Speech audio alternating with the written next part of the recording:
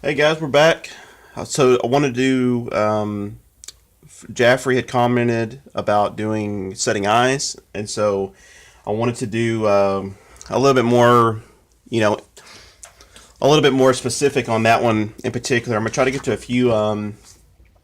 Try to do a standing bird next or sitting, because I thought, well, we done flying, but the way I do standing stuff is kind of different as well, and a few people have been asking for that, so I'm gonna try to get that the next the next standing bird that comes up, I guess. But I just got an old head, just for this purpose here of showing. So I got a pad. I'll have to write some stuff down. So I'm gonna use red eyes. Um, it's actually for a wood duck, but for today. So the basic concept is, eyes when you're looking at them. Let's sit on here. Is when you have a so if you're looking at the head, let's say it's square, and you have eyes are here. You want the depth to be pretty much so. We'll call this the left side of the eye. We want that to be almost level with the head itself, give or take. So you don't want the eye to be into the recess too much, and obviously out because it'll be bug-eyed. So you want it to be pretty much the back, or I should say the back of the eye. That makes more sense. The back of the eye to be kind of level with this. When you're looking at a bird, especially with waterfowl, the pupil, a lot of people will do where it's kind of tilted up or tilted in. You want it where it's tilted out. So it almost looks like he's looking down. So the eye itself, instead of being, say, like this, let's move this out. So instead of the eye being, just straight, it should be more like, maybe not that exaggerated, but you get the point. So you want it to be kind of a downward facing.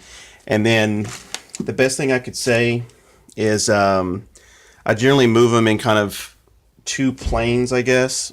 So let's say with this one we do our clay, we stick the eye in there, and then we push that in, and then at this point it's just about getting the depth.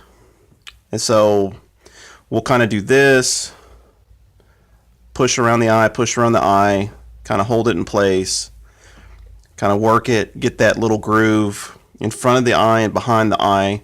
You want that to have a little groove, because really, if a bird, when you're looking at a live bird from the back, you should be able to see the very corners of his eye, or the very part of the lens. On a mount, sometimes with it being fluffier, that's not really. It should be that anyway. So from here you can see that it's kind of doing that same thing. It's kind of facing, flat to kind of out. So we don't want it like this. We want it to be down. So then generally what I'll do is, first thing I'll do is push the front part of the eye. So this part here, push the front part in, and so then that'll get the pupil, kind of looking forward. And then I'll go at the bottom of the eye with the fingernail, and then I'll push that down. So then now we have, I hope that's showing up. Now we'll have it kind of looking down more. So that way when we're looking at the eye, like I said, the pupil, instead of being straight up, is going to be tilted a little this way. And like I said, it'll be flush with the eye. So if we cut let's just cut the back off. It's not like I'm using this. Oops. So then we want it to be, like I said, maybe the top view. So it's like it's a little bit further out. It's a little bit further out. I mean, some of that I guess depends on the clay work.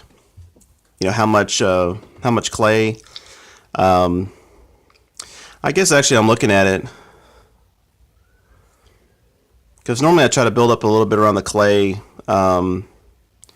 So really, it's like if you go flush with it, and then maybe just slightly away from the head as far as the back of the eye is going to be the way to go.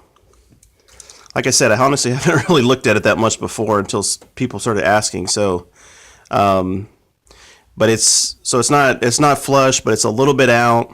And the good thing with that is, like I said, with the clay around it, you're going to have when it, we've done the video before. We do the bead of clay along the top, and then for another thing I wanted to add, I'll do it again too for the standing video, but what I do for standing birds, so you've seen I do the neck and the top of the head and all that good stuff.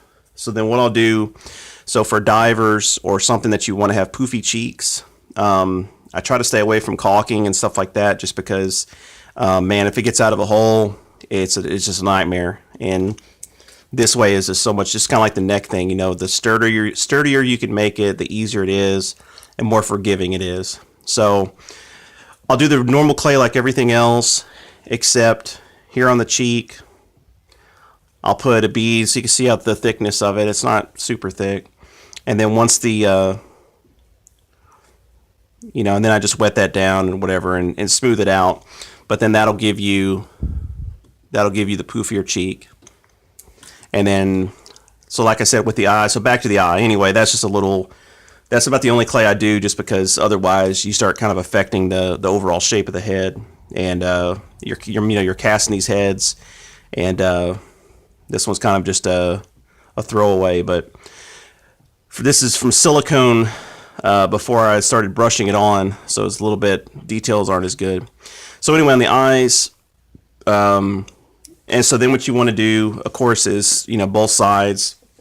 So like I said, I guess as long as you keep the eye from sinking in, the only reason I do the hole or the paddle bit with around the eye is so I can have flexibility as far as like up, down, left, right, up, side to side. So with the eye, the same thing here.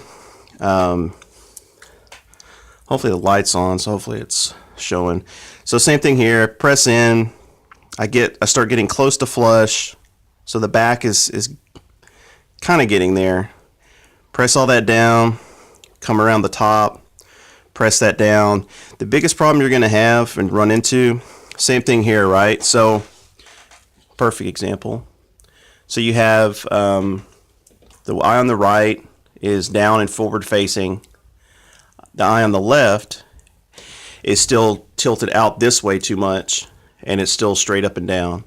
So same thing here. We go to the front of the eye, we push that in, and then now it's forward facing, but now it's still up and down.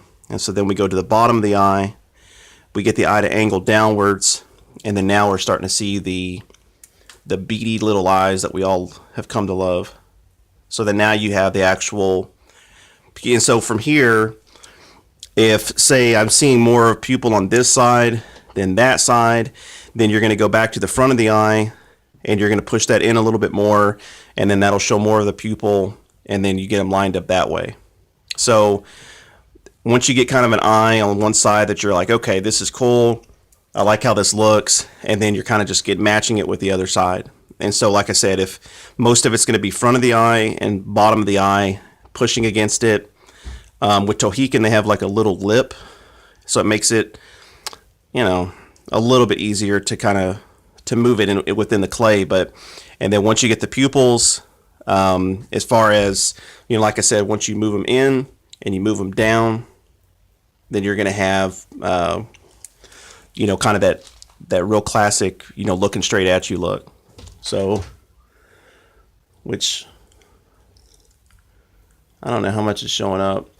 Point being is the front of the eye and the down of the eye, the bottom of the eye will get you where you need to go. So I was going to say, the only thing I would say is when you do the clay up here, sometimes depending on the species, you're going to have it to where it's hard to get the eyes. You pull one side, you do the old Abbott and Costello thing, you pull one side the other side is pulled up too high.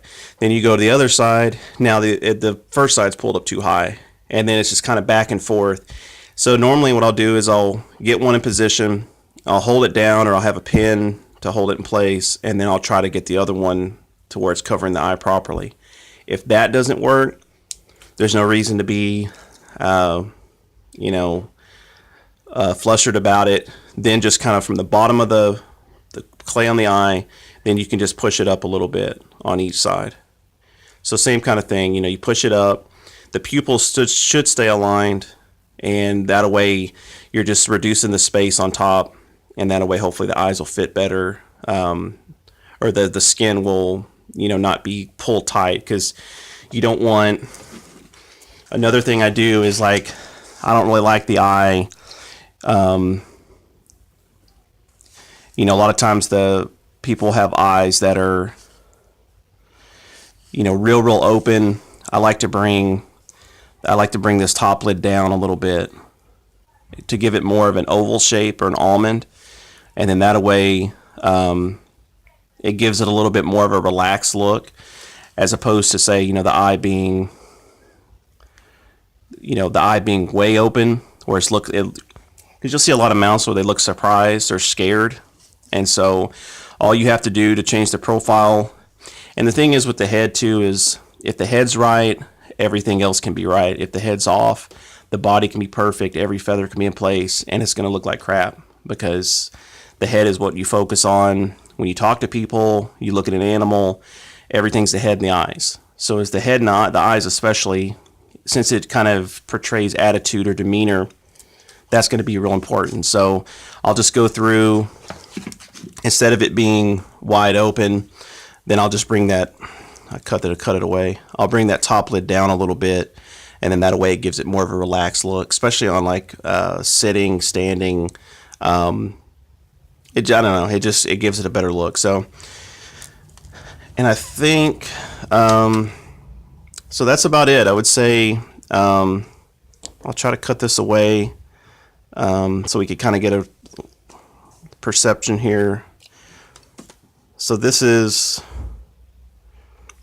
about where we were at. So yeah, I mean, you've got a little bit out. So when you're, like I said, when you're doing the hole in there, it's just for freedom of movement, and then that way you can go up. But we have not too much further out, so not flush, definitely not anywhere into the head itself, because then it's going to be really disappear once the skin goes over. And then you really don't want it too much further out as far as flush from the head.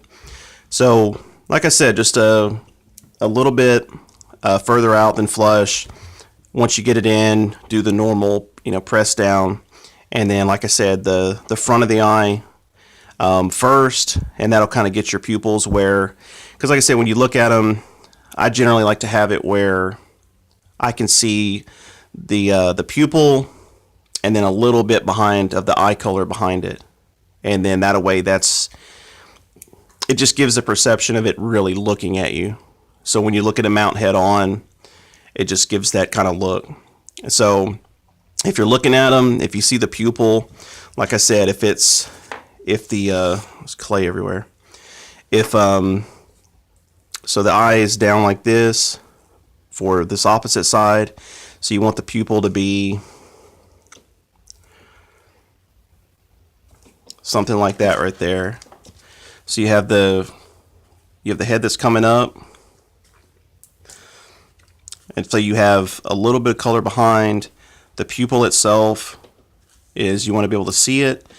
It should have a little bit of an outward tilt, and then obviously the color behind the eye is going to be dictated from how you push it in front of the eye. Obviously, if you push it too much in the front, then you can always go to the back and then tilt it back out.